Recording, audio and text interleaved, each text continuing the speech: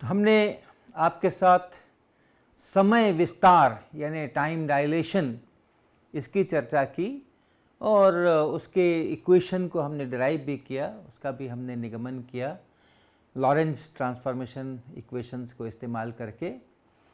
और time dilation यानी समय विस्तार दो फ्रेम्स में दो घटनाओं के बीच के समय को अगर देखें तो उनके बीच का संबंध है, लेकिन किसी एक में वो दोनों घटनाएं एक स्थान पर होना चाहिए। हमने जो सूत्र बनाया था उसमें हमने प्रॉपर टाइम इंटरवल और इम्प्रॉपर टाइम इंटरवल की बात की थी। जो इम्प्रॉपर टाइम इंटरवल है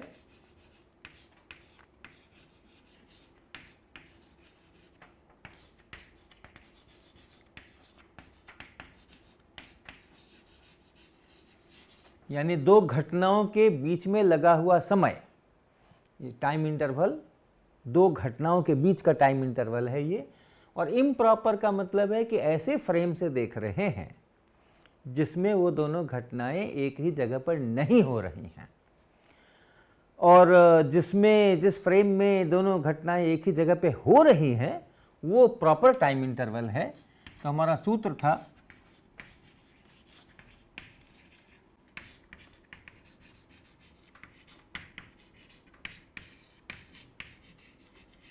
और बटा square root 1 minus V square by C square. और ये v क्या है? जो जिस फ्रेम में दोनों घटनाएं एक ही स्थान पर हो रही हैं उस फ्रेम को हम उन घटनाओं के लिए प्रॉपर फ्रेम कह सकते हैं। उस फ्रेम की अपेक्षा इस वाले फ्रेम की जो वेलोसिटी है उसको यहाँ हम v लिख रहे हैं। तो ये हमने विस्तार पूर्वक इसकी चर्चा पिछले क्लास में की थी। और अभी हम आज कुछ सवाल इसके पर पहले करना चाहेंगे आगे बढ़ने के पहले। तो हम पहला सवाल ले रहे हैं जिसमें कि हम लिखते हैं कि एक व्यक्ति 180 किलोमीटर प्रति घंटा के वेग से चलती सेमी बुलेट ट्रेन में यात्रा कर रहा है।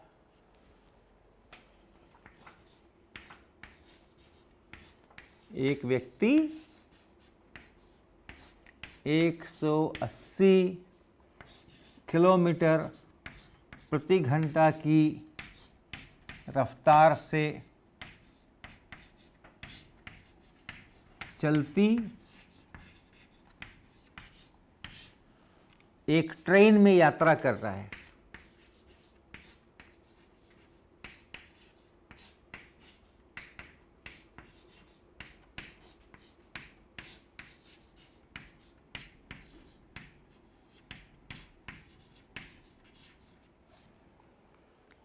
अपनी हाथ घड़ी के अनुसार एक स्टेशन से दूसरे स्टेशन आने में ठीक 5 घंटे लगते हैं। उसकी हाथ घड़ी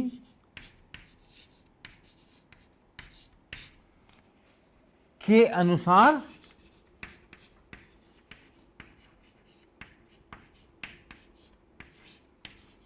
एक स्टेशन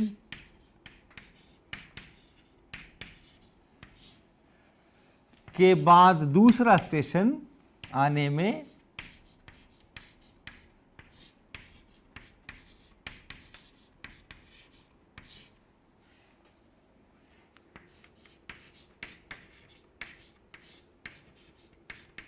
ठीक 5 घंटे लगते हैं।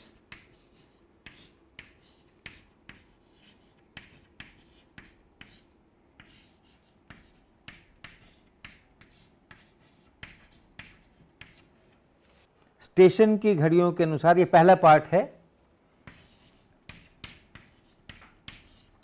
स्टेशन की घड़ियों के अनुसार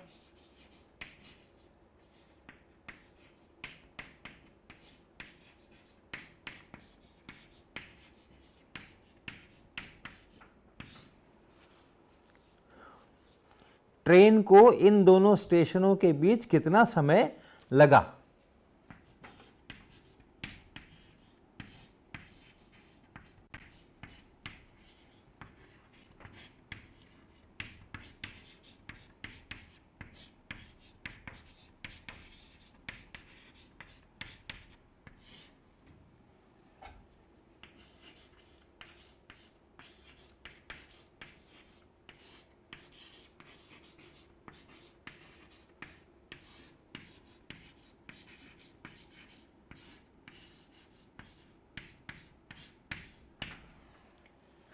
एक व्यक्ति 180 किलोमीटर प्रति घंटा की रफ्तार से चलती एक ट्रेन में यात्रा कर रहा है।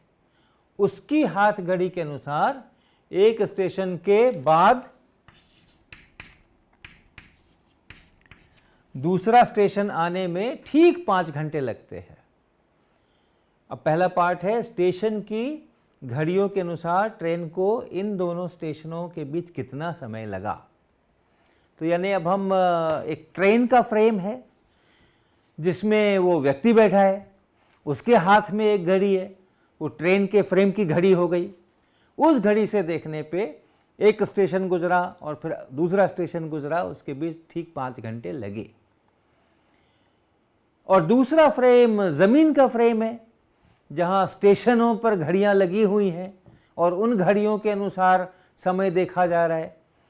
ट्रेन एक स्टेशन से गुजरी, फिर दूसरे स्टेशन से गुजरी, तो इनकी घड़ी में कितना समय था, उनकी घड़ी में कितना समय था, उस फ्रेम में यानी ज़मीन के फ्रेम में इन्हीं दो घटनाओं के बीच ट्रेन पहले स्टेशन से गुजरी, दूसरे स्टेशन से गुजरी, इन्हीं दोनों घटनाओं के बीच ट्रेन फ्रेम से कितना समय लग रहा है वो दिया हुआ है, ज़मीन के फ्रेम से कितना समय लग रहा है वो पूछा जा रहा है। तो सबसे पहले ये देखें हम, क्या इन दोनों में फ्रेमों में से कोई ऐसा फ्रेम है जिसमें ये दोनों घटनाएं एक ही स्थान पर हो रही हैं। तो आप ज़मीन के फ्रेम से देखें, एक स्टेशन यहाँ है, दूसरा स्टेशन कहीं और है। अगर हमने XYZ एक्सेस ज़मीन पर बना रखे हैं तो पहले स्टेशन के जो कोऑर्डिनेट्स होंगे उसकी जो जगह होगी और दूसरे स्टेशन के जो होंगे वो अलग होगी, और इसलिए ये दोनों घटनाएं एक ही जगह पर नहीं हो रही हैं। ये जो टाइम हम नाप रहे हैं ये इम्प्रॉपर टाइम होगा। ज़मीन के फ्रेम में अगर नापेंगे, स्टेशन की घड़ियों से अगर नापेंगे तो वो इम्प्रॉपर टाइम इंटरवल होगा। और ट्रेन के फ्रेम में देखें, व्यक्ति जब अपनी हाथ घड़ी से इस्तेमाल कर रहा है समय नापने के लिए, अपनी हाथ घड़ी को इस्तेमाल कर रहा है, ट्रेन के फ्रेम का इस्तेमाल कर रहा है। ट्रेन के फ्रेम में यदि XYZ एक्सिस बने हुए हैं और मनुष्य जो है वो बैठा है, मान लो ओरिजिन पर बैठा है, तो उसी ओरिजिन से पहला स्टेशन गुजरा और उसी ओरिजिन से दूसरा स्टेशन गुजरा, तो एक ही स्थान पर दोनों घटनाएं हुई। इसलिए ट्रेन के फ्रेम में जो टाइम इंटरवल है वो प्रॉपर टाइम इंटरवल है। तो इस सूत्र का अगर हम इस्तेमाल करें तो ये जो प्रॉपर टाइम इंटरवल है जहाँ ट्रेन के फ्रेम में जहाँ दोनों घटनाएं एक ही जगह पे हो रही हैं वो 5 घंटे है, और ज़मीन के फ्रेम से हमें पूछा जा रहा है, अर्थात इम्प्रॉपर टाइम इंटरवल हमें पूछा जा रहा है। तो इसलिए इसका उत्तर जब हम बनाएंगे तो वो जो समय होगा, कितना समय लगा ज़मीन के फ्रेम में स्टेशन की घड़ियों के अनुसार, वो समय होगा 5 घंटे और बटा स्क्वायर रूट 1 माइनस v²/c²। और इसका आप कैलकुलेशन करें, v कितना है, ये ज़मीन वाला फ्रेम ये ट्रेन वाले फ्रेम की अपेक्षा 180 किलोमीटर प्रति घंटा की रफ्तार से ये फ्रेम चल रहा है। तो यानी v का मतलब है v 180 किलोमीटर प्रति घंटा। इसको आप बदलेंगे 180 गुना 1000 इतने मीटर और प्रति घंटा यानी 3600 सेकेंड। तो ये बनेगा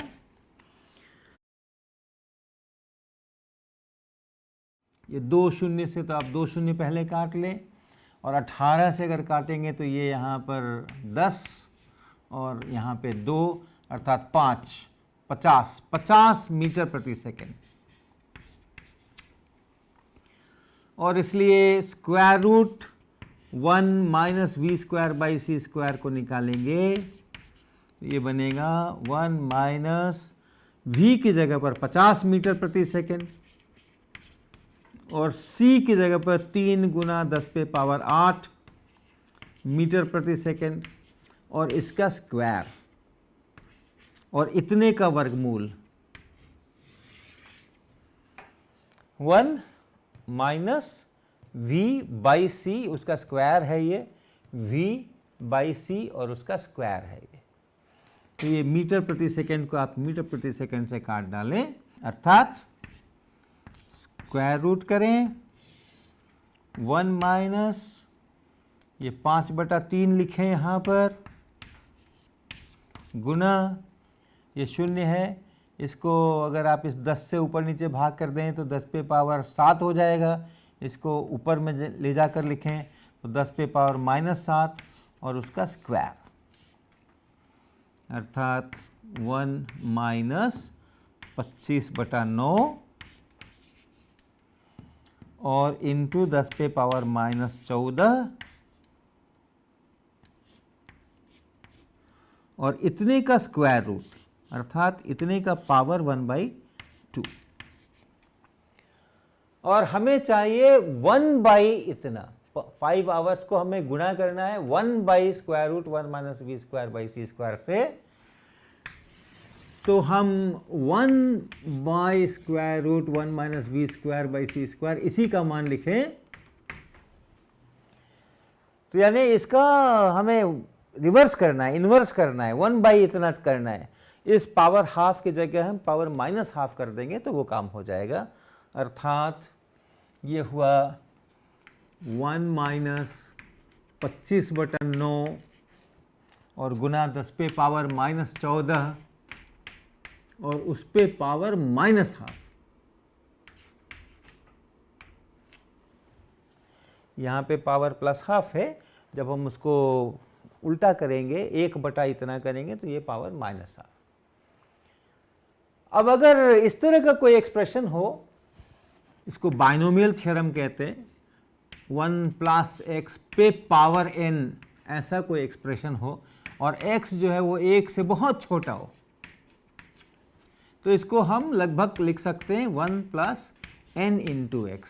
इस n से यहाँ गुना कर दें आप और ये पावर लगाने का काम ऑलमोस्ट हो जाता है अगर ये x बहुत छोटा हो 1 से। तो हमारे यहाँ ये तो बहुत ही छोटा है 1 से, इसलिए इसका हम उपयोग कर सकते हैं और ये जो पावर है उस पावर को यहाँ गुना कर सकते हैं।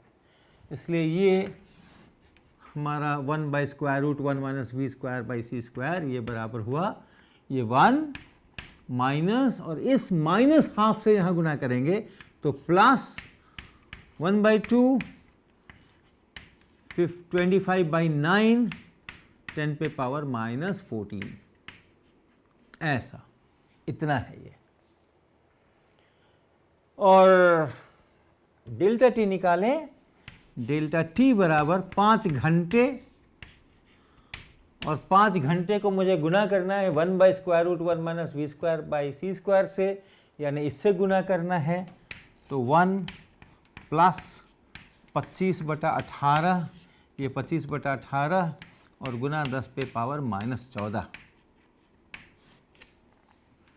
तो इसको आप गुना करेंगे तो ये 5 घंटा बना, और उसके बाद प्लस करेंगे और यहाँ देखें आप 25 और गुना 5 125/18 125/18 और गुना 10 पे पावर -14 और घंटे में है, 1 घंटे को आप 3600 सेकेंड लिख सकते हैं, 3600 सेकेंड कर सकते हैं आप, ये 3600 सेकेंड हो गया 1 घंटे की जगह पर। 5 × 25/18 आवर्स को भी बदल दिया और गुना 10 पे पावर -14 इतना बना, अर्थात 5 घंटे से थोड़ा ज़्यादा है ये। और कितना ज़्यादा है इसको भी आप यहाँ पर थोड़ा हल कर सकते हैं, ये 200 बनेगा यहाँ पे, और इसको पूरे को हल कर लीजिए, ये 250 125 × 2 250, 2 शून्य यहाँ पर हैं और इंटू 10⁻⁻14 सेकेंड। इसको आप लिख सकते हैं 5 आवर प्लस, और 2.5 लिखना हम पसंद करेंगे तो यहाँ पे 2.5 लिखेंगे और इनटू यहाँ दशमलव लगाया हमने, तो 1 2 3 4 जगह हम इधर बाएं खिसके हैं, तो यहाँ भी हमें 4 से इसको 10 पे पावर 4 से गुना करना होगा, 10 पे पावर -10 सेकेंड। तो यानी ट्रेन के फ्रेम में ये जो दो घटनाएं हुई, एक स्टेशन गया फिर दूसरा स्टेशन गया, ये दो घटनाएं हुई, उनके बीच 5 घंटे का समय लगा। लेकिन ज़मीन के फ्रेम में ट्रेन मेरी पहले स्टेशन से गुजरी और बाद में ट्रेन दूसरे स्टेशन से गुजरी, इनके बीच में जो समय लगा वो 5 घंटे से इतना अधिक लगा। लेकिन कितना अधिक लगा? ये तो 10⁻⁻10 सेकेंड है, यहाँ पे 2.5 इंटू 10⁻⁻10 सेकेंड है। ये तो नापना हमारे लिए बिल्कुल असंभव जैसा है। ये 5 घंटे में इतने का फ़र्क हम कैसे नापेंगे? इसीलिए हमारी रोज़ाना की जो ज़िंदगी में वेलोसिटीज़ आती हैं, जैसे ये काफ़ी फास्ट ट्रेन है, 180 किलोमीटर प्रति घंटा की दर से चलती हुई, यहाँ भी हमें रिलेटिविटी का असर या लॉरेंस ट्रांसफॉर्मेशन का असर, गैलीलियन ट्रांसफॉर्मेशन गलत है, लॉरेंस ट्रांसफॉर्मेशन सही है, उसका असर बिल्कुल ही नगण्य है, बिल्कुल ही नगण्य। हम नाप ही नहीं पाएंगे इतना अंतर। और इसलिए हम अपने दैनिक व्यवहार में अभी भी बिना रिलेटिविटी के, बिना लॉरेंस ट्रांसफॉर्मेशन के अपने सारे काम अच्छी तरह से कर सकते हैं। परंतु कई ऐसी परिस्थितियां होती हैं आजकल, जितनी टेक्नोलॉजी आगे बढ़ी हुई है, जिसमें हम ऐसे पार्टिकल्स का विचार करते हैं जो कि प्रकाश के वेग से काफ़ी करीब के वेग से चलते हैं। इस तरह के जो लार्ज हैड्रॉन कोलाइडर का नाम सुना होगा आपने। तो वहाँ जो पार्टिकल्स बनाए जाते हैं वो बहुत तेज़ वेलोसिटीज़ से चलते हैं, और वहाँ हमें रिलेटिविटी का असर लेना ही लेना है, नहीं तो बहुत बड़ी बड़ी गलतियाँ हो सकती हैं। इस का एक दूसरा पार्ट भी है, वो भी हम देखें। और इसका दूसरा पार्ट है कि ज़मीन के फ्रेम में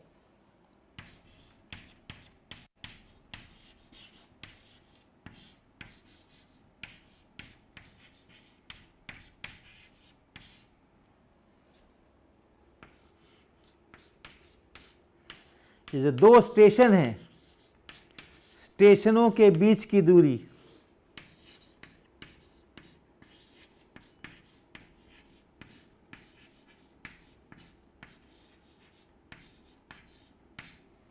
कितनी होगी?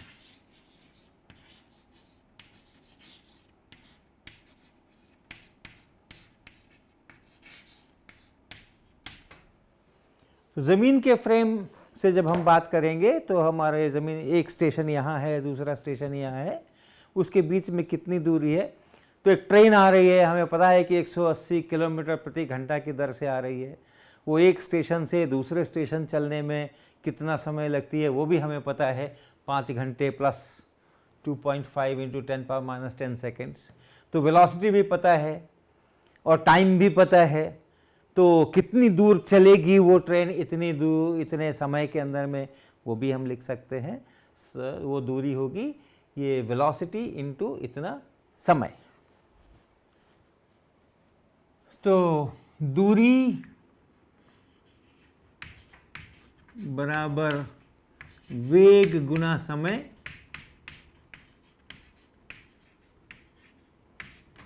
वेग है 180 किलोमीटर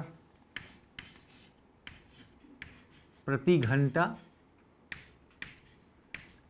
और समय जो लगा है उस ट्रेन को यहाँ से वहाँ तक जाने में जो समय लगा है वो है 5 घंटे प्लस 2.5 इंटू 10⁻⁻10 सेकेंड, इतना।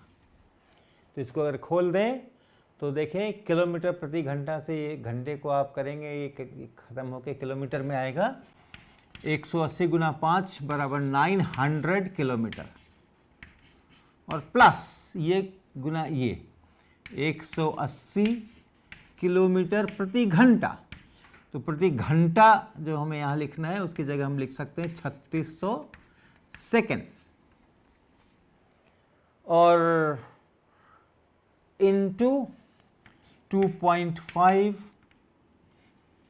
ये 180 और इसको इससे गुना कर रहे हैं हम, 2.5 इंटू 10⁻⁻10 सेकेंड। अब इस सेकेंड को आप काट सकते हैं। और इसको हल करें, ये 180 से इसको करेंगे तो 20 यहाँ पर 900 किलोमीटर प्लस ये देखें ये 2.5 डिवाइडेड बाई 20 है, तो इसको हम 1.25 यहाँ लिख ले पहले, और ये इस 10 से और भाग लगा दें यहाँ पे, तो ये -10 यहाँ पर, और ये 0 मिल करके -11 यहाँ पर किलोमीटर। 2.5 डिवाइडेड बाई 20, तो इस 10 से मैंने पहले यहाँ भाग लगा दिया 10⁻⁻11, और 2 से यहाँ भाग लगा दिया 1.25, इतने किलोमीटर। 900 किलोमीटर में 1.25 इंटू 10⁻⁻11 किलोमीटर का और ऐड करना होगा आपको। परंतु फिर से वही बात देखें, ये इतना छोटा है, अगर आप इसको किलोमीटर को मीटर में बदलेंगे तो -8 बनेगा, आप मिलीमीटर में बदलेंगे तो -5 बनेगा, यानी 1 मिलीमीटर का भी 1,00,000वां भाग उतना परिवर्तन होगा 900 किलोमीटर के अंदर में, जो हम किसी भी तरह से नापने में सक्षम नहीं होंगे इस समय में। तो यानी रिलेटिविटी का असर बहुत कम होता है अगर हमारी वेलोसिटीज़ लाइट की वेलोसिटी की अपेक्षा काफ़ी कम हो। एक और सवाल देखते हैं समय विस्तार से संबंधित। एक यात्री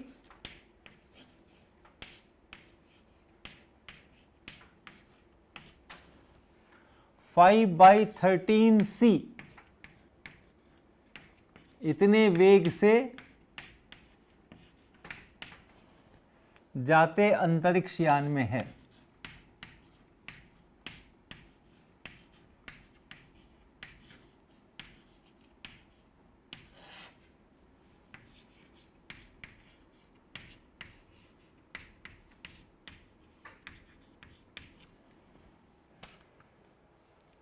यात्री के स्थान पर आप कोई यंत्र भी सोच सकते हैं। ये हमने काफ़ी ज़्यादा वेग लिया हुआ है, तो परंतु टेक्नोलॉजी जितनी बढ़ रही है, कोई आश्चर्य नहीं है कि हम इतने वेग से जाने वाले अंतरिक्ष यान बना ले। वह प्रतिवर्ष अपने जन्मदिन का उत्सव मनाता है। वह प्रतिवर्ष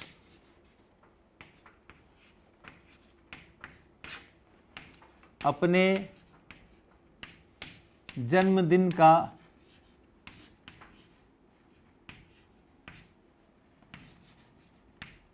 उत्सव मनाता है।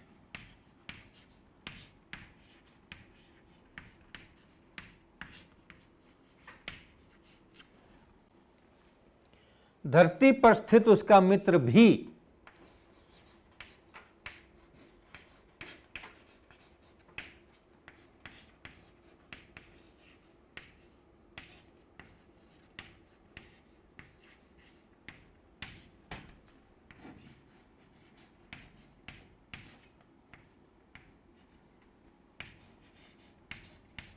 प्रतिवर्ष अपने जन्मदिन का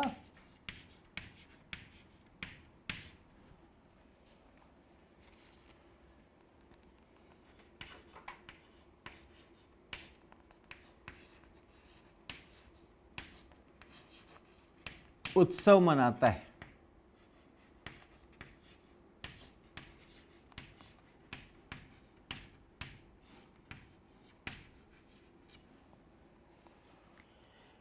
यात्री के अनुसार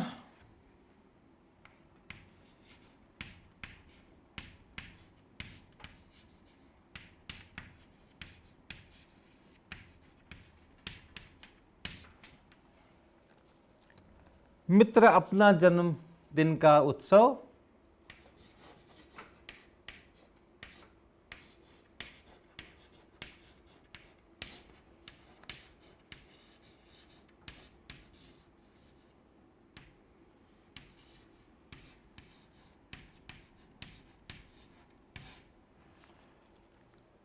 कितने समय अंतराल पर मनाता है?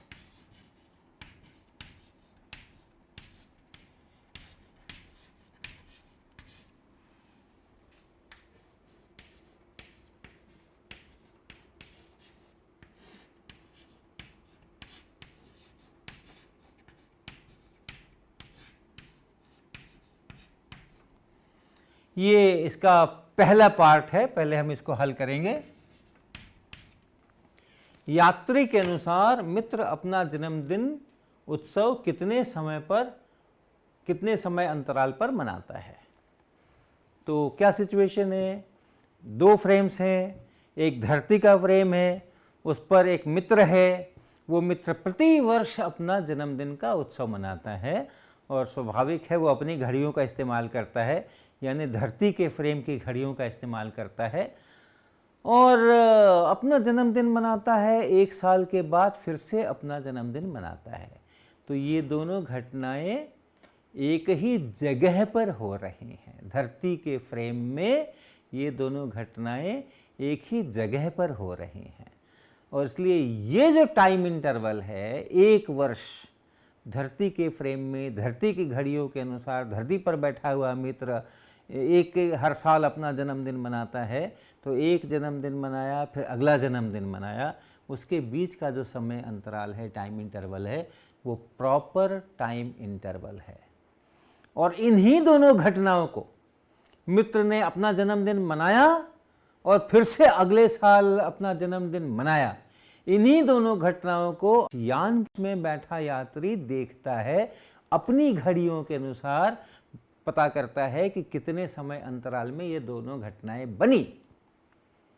तो यानी जो यात्री समय अंतराल नापेगा वो इम्प्रॉपर टाइम इंटरवल होगा और जो ये धरती का मित्र है जो अपनी घड़ियों के अनुसार एक साल में मनाता है वो प्रॉपर टाइम इंटरवल होगा।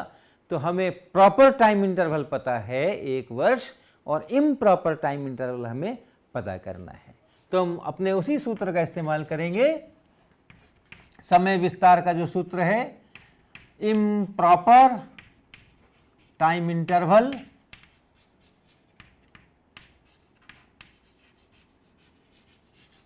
बराबर प्रॉपर टाइम इंटरवल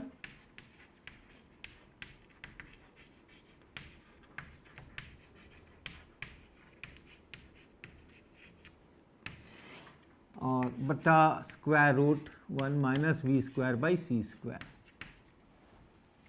इसको पहले देख लें, square root 1 minus V square by C square अर्थात square root 1 minus V by C. तो वी बाई सी देखें, ये वी है, यात्री इतने वेग से चल रहा है जिस फ्रेम से हम ये निकालना चाह रहे हैं और इसका बटा सी करें तो 5/13 बचता है अर्थात ये 5/13 का स्क्वायर है ये।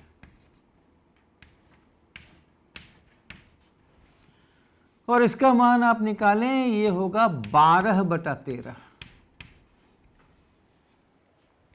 इसको आप हल करें, ये 12/13 बनेगा और इसलिए जो इम्प्रॉपर टाइम इंटरवल हम निकाल रहे थे वो बराबर होगा प्रॉपर टाइम इंटरवल यानी एक साल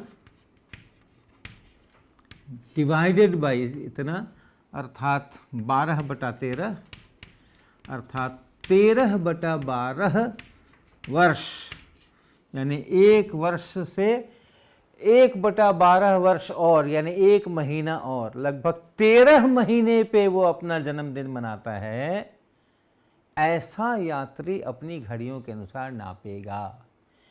धरती पर का उसका मित्र 13 महीनों पर अपना जन्मदिन मनाता है, ऐसा वो यात्री नापेगा। परंतु धरती की घड़ियों के अनुसार वो 12 महीने पर ही, एक वर्ष पर ही अपना जन्मदिन मनाता है। अब इसका बी पार्ट देखें, मित्र के अनुसार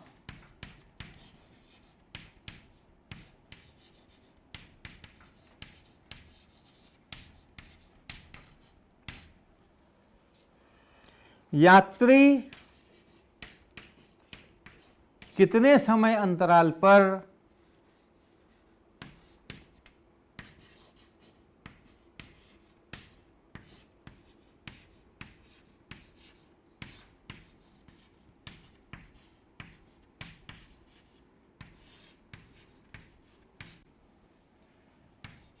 अपना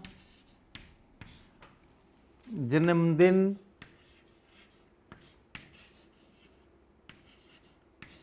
उत्सव मनाता है।